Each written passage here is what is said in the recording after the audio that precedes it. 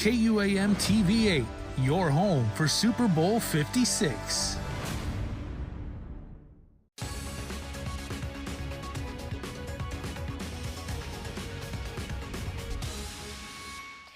Today, welcome to Weekend Edition. I'm Tyler Matinani. Glad you could join us.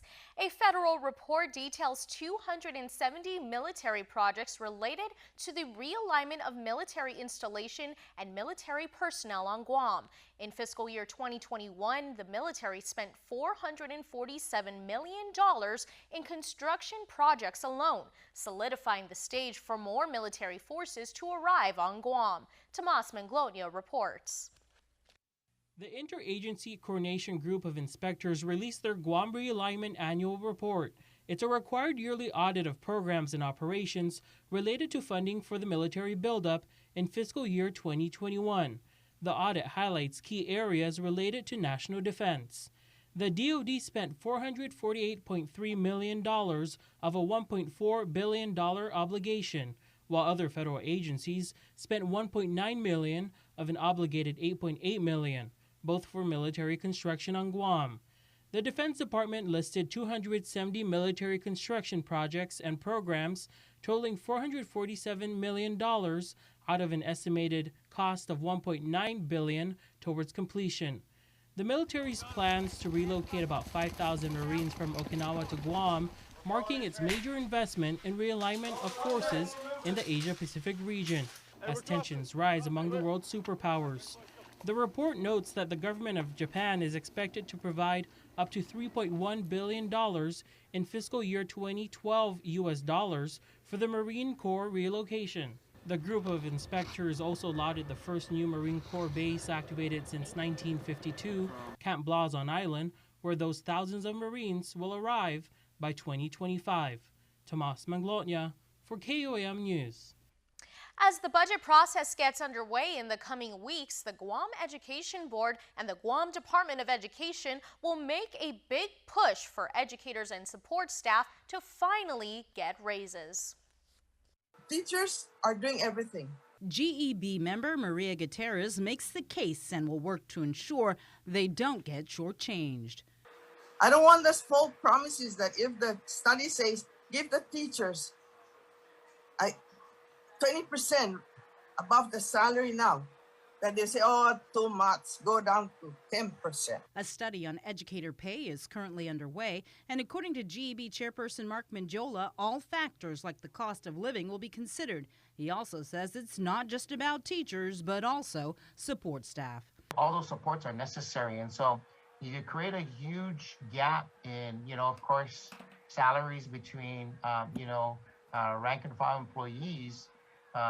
Actually, there's going to be, of course, morale issues. The pay study must be turned into the legislature in September and, if approved, would go into effect in 2023.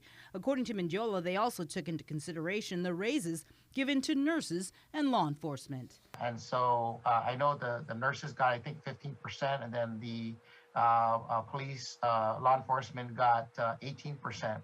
So what we did on this budget is we, just for the educator pay, we gave the low end, which is 5%, all the way up to 22. GDOE estimates the cost for educator pay increments at $15 million, and once the study is completed, it will ultimately be in the hands of elected leaders to make a final decision. This educator pay study, it's coming at the heels of course, the law enforcement and the nurses' pay. And so when it comes to the educators, that's going to be the hot topic of discussion, and I assume it's going to be a hot topic of discussion this election season. Reporting for Guam's News Network, I'm Sabrina Salas, Matinani. The Guam Department of Education will start accepting applications for its pilot pre-K kindergarten program for school year 2022 to 2023 beginning Monday. Parents will have the opportunity to submit applications to enroll their children 4 years of age by July 31st into the program from February 7 to April 15, 2022. The pilot program will have 4 districts and will be at 4 different GDOE public schools, such as Finagayan Elementary School, JQ San Miguel Elementary, Lyndon Johnson Elementary, and Marshall Sablon Elementary. It is a full-day program that will be from 8:30 a.m. through 2:43 p.m., and transportation will not be provided for this program. The child or children's birth certificate and proof of residency must be submitted with the application. The applications can be found online at tinyurl.com/GDOE pre-K23. Applications can be submitted to any of the 4 participating schools from 8 a.m. to 3 p.m. The last day to submit an application for the program is April 15, 2022, no later than 3:30 p.m. For more details, call 671-300-1635. The construction for the new and official first campus for iLearn Academy Charter School remains on track to be completed by July of this year in Dededo.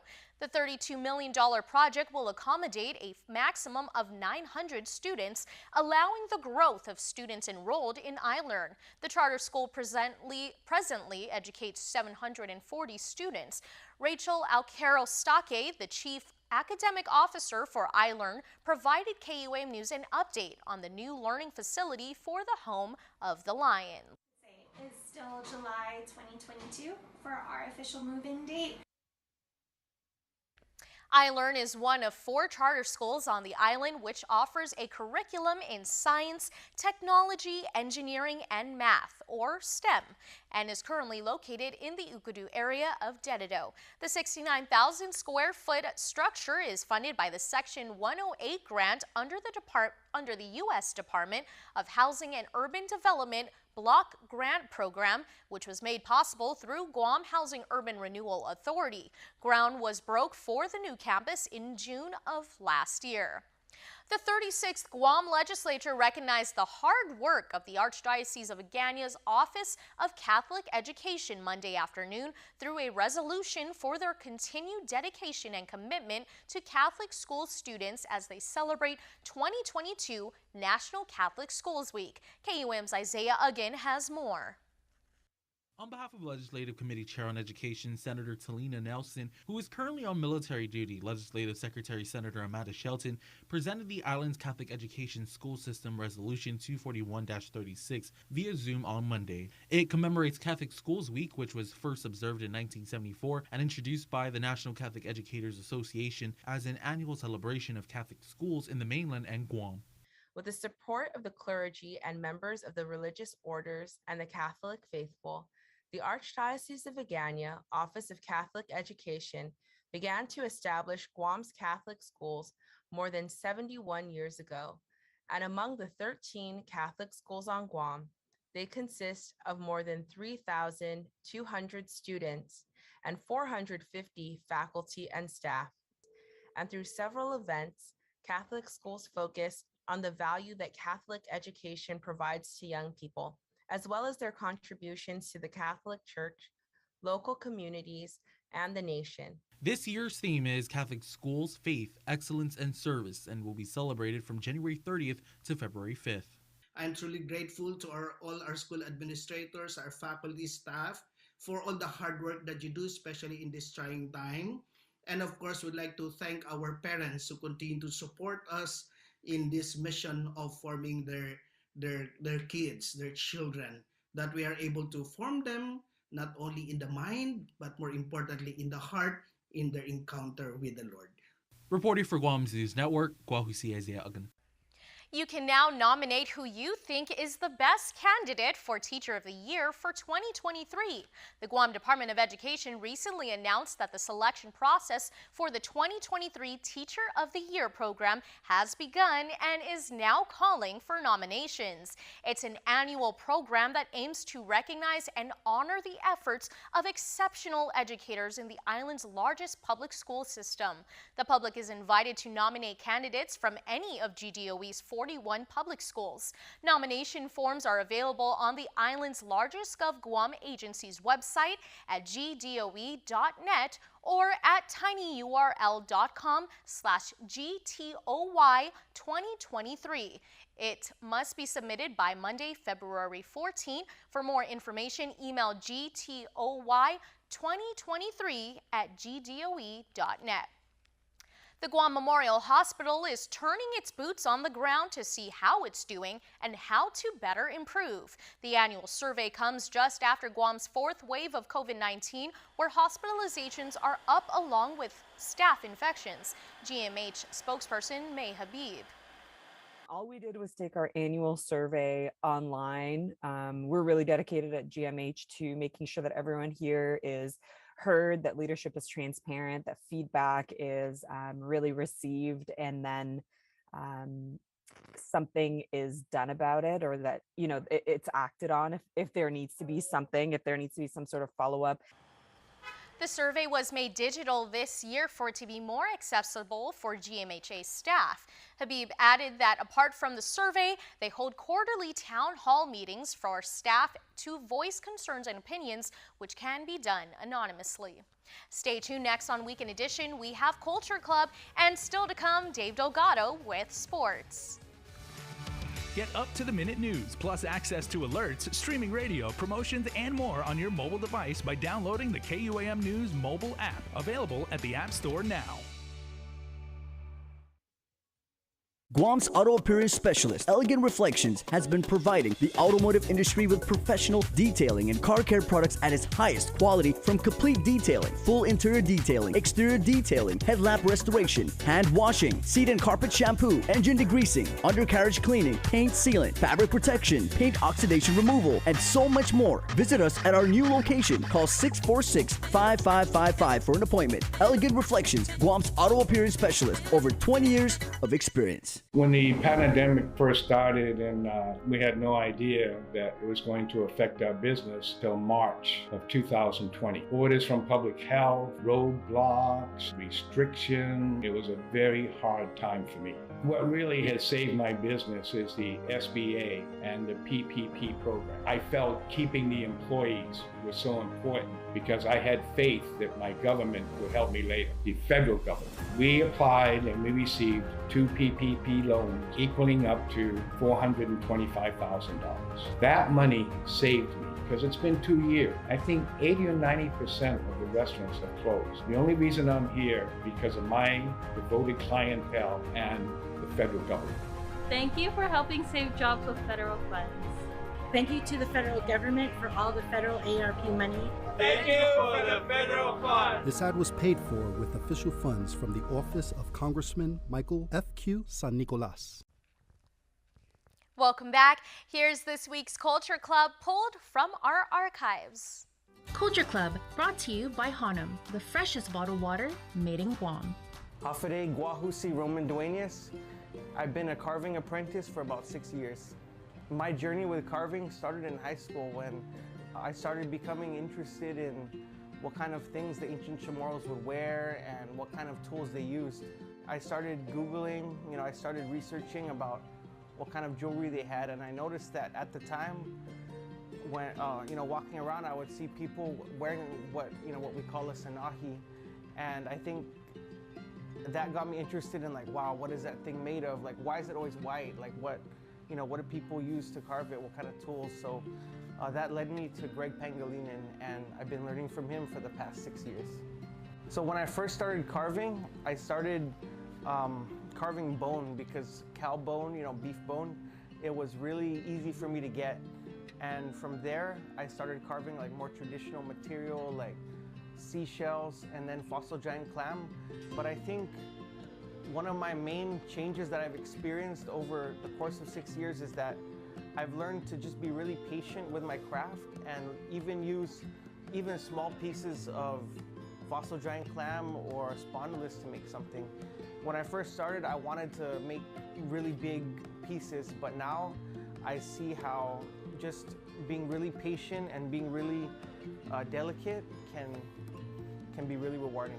It's been really humbling over the past couple years because I noticed that I'm seeing now a lot of younger carvers, and sometimes they'll reach out to me and ask me questions like, what kind of bit do you use to carve this material, or what do you call this symbol or this design in Chamorro?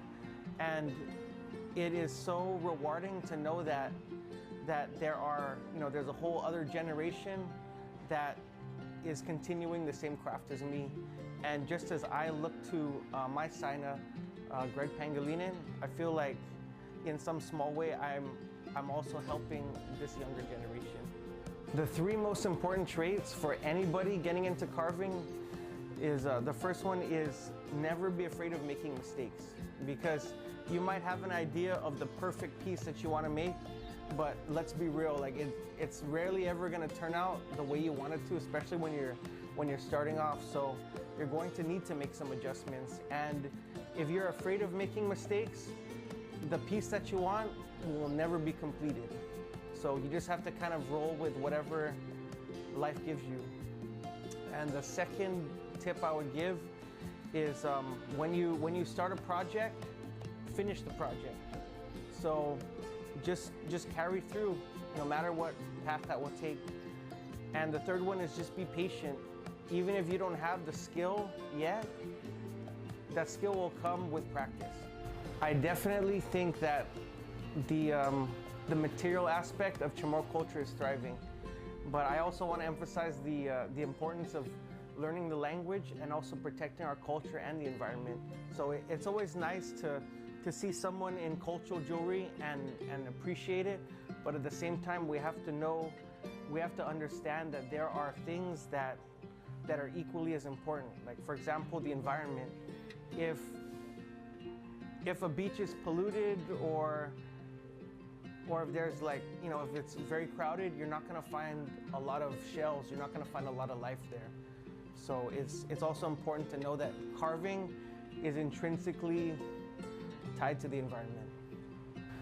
My name is Roman Joseph Ibabao Duenas, and I'm a member of the KUAM Culture Club. Culture Club, brought to you by Hanum, the freshest bottled water made in Guam.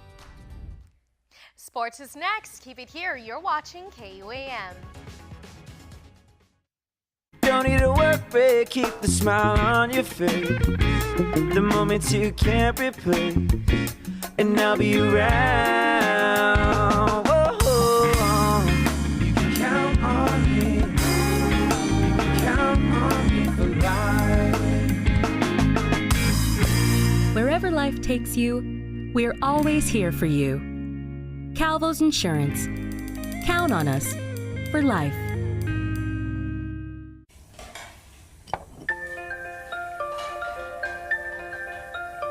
Honey, do you want some milk? Do you ever wonder how your favorite products make their way into your local stores? Most arrive on state-of-the-art Matson vessels that transport containers of food, household items, equipment, and supplies into the islands every week. Because we know that you depend on us, we work closely with our partners to ensure that our shipments arrive on time, all the time, so you can find your favorite products when you need them. We transport the region's most precious cargo that supports successful businesses and promotes a better quality of life for our families. Matson is proud to have been the hometown shipping carrier for Guam, the CNMI, and Micronesia for the past 25 years, and you can count on us to be here for generations to come.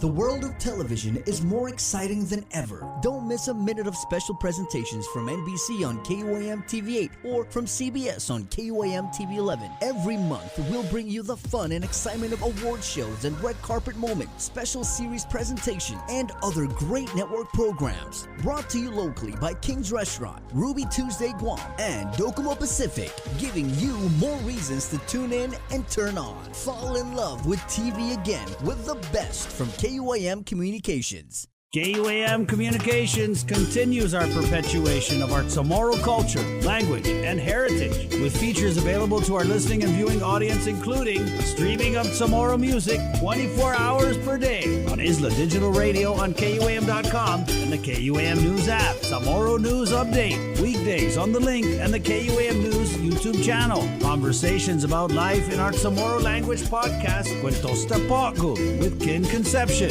Seasonal specials, shows, and other features highlighting the beauty of our language, culture, and history. It's a new era of our continued commitment to our Chamorro heritage. Isla, watch, listen, stream. Viva Isla! KUAM Sports Weekend Roundup is brought to you by Gatorade. Greatness starts with G. The ISA wrestling season features 12 weight classes this year. Southern and Ukadu stepped onto the mat for their first match of 2022. The Dolphins defeated the Bulldogs 54-6. Micah Redmond, repping Southern, defeated Ukadu's Francisco Lanada in the 179-pound weight class via pin in the first period. Teammate Aiden Wright was also victorious in his season debut, picking up the win via pin over Delton Jacob in the heavyweight division. Wright got the takedown midway through the first and was able to secure the pin before time expired in the first period. Female wrestler Annalie Meno earned her first ever win in the 102-pound weight class. Meno, a sophomore from Southern, has a jiu-jitsu background. She decided to give wrestling a shot and is happy to be representing Southern High. Our school has a good reputation for wrestlers, strong wrestlers, and, a lot of people look down on us because, we're Southern High, and, it's good when we show them who we really are on the mat. JFK at home against St. John's for their ISA Basketball League matchup. Knights go up 4-0 behind back-to-back scores. Hong nowhere to go, kick out pass to Lewis Koo. Long two, no good. Stenson with the board going board for the basket and one. Islanders get the dub on their home court. Vinca with the rebound. Pass to Lazama, who's out running.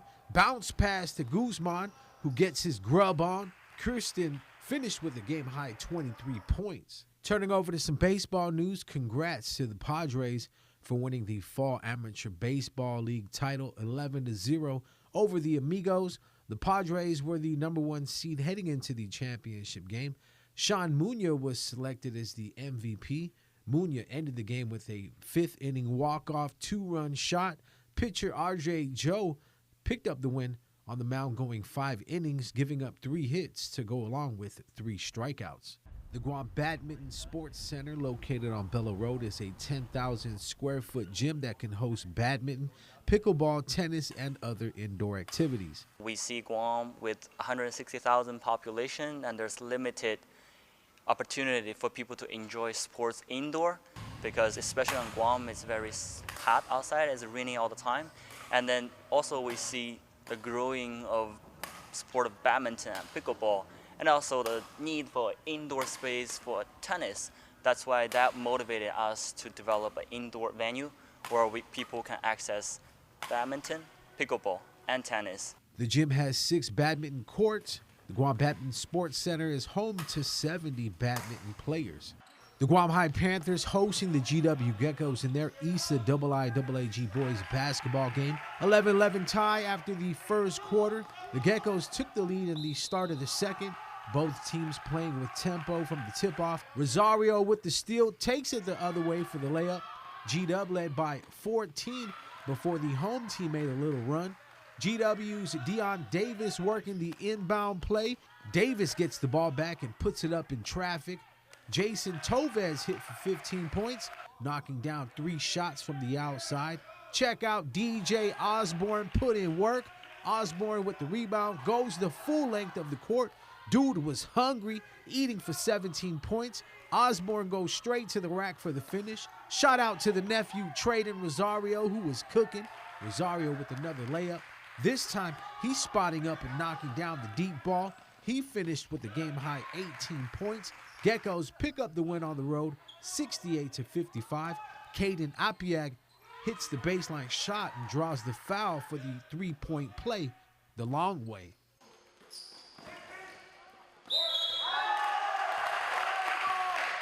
Turning over to middle school girls volleyball news. Congrats to GAA for winning the ESA volleyball title 2-0 over Jose Rios. GAA finished the season with a 14-2 record this year. The team was led by head coach Silencia Saudir and assistant coach Dr. Daniel O. Girls High School softball from the ESA League Academy on their home field, taking on the Guam High Panthers. Pitcher Brynelyn Hart brings home Abigail Terry from third base. Guam High ahead 1-0. Throw to first in time for the out on Hart. Leilani Westland next at the plate. Rips a 2-run double deep to center field. Panthers go ahead 3-0 off the Westland stand-up double. Victoria Wright makes her way to home plate, beating out the throw. Hart recorded 8 strikeouts on the mound for the visiting Panthers. Academy made their run in the bottom of the 4th inning with the base runner at first. Gianna Sablon hits a shot to left center. Cadence Chaco goes to second. Heads up base running allows them to pick up an extra base. Chaco makes her way to third and decides to take home. Throw at the plate is dropped. Chaco is safe. Sablon goes to third. Cougars score another run off the short pop-up to right field. Gianna Sablon crosses the plate. Geneva Guerrero going all the way to third base with the RBI triple. Cougars score 5 in the 4th, 1 in the 5th, and 3 in the 6th for the come-from-behind win, 9-7.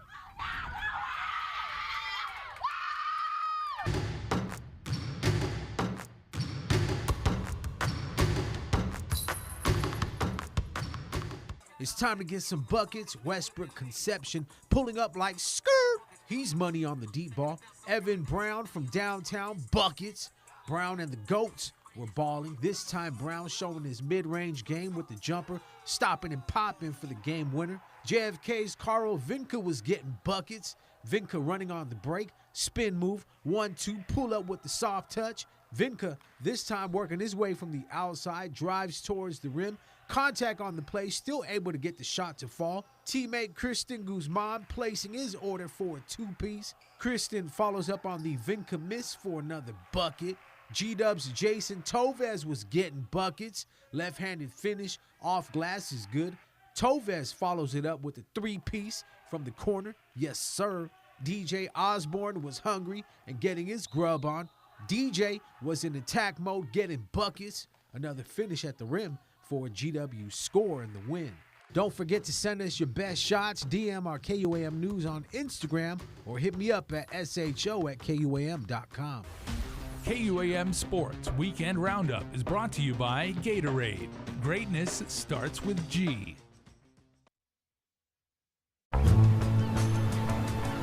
It's beautiful. It is, right, baby?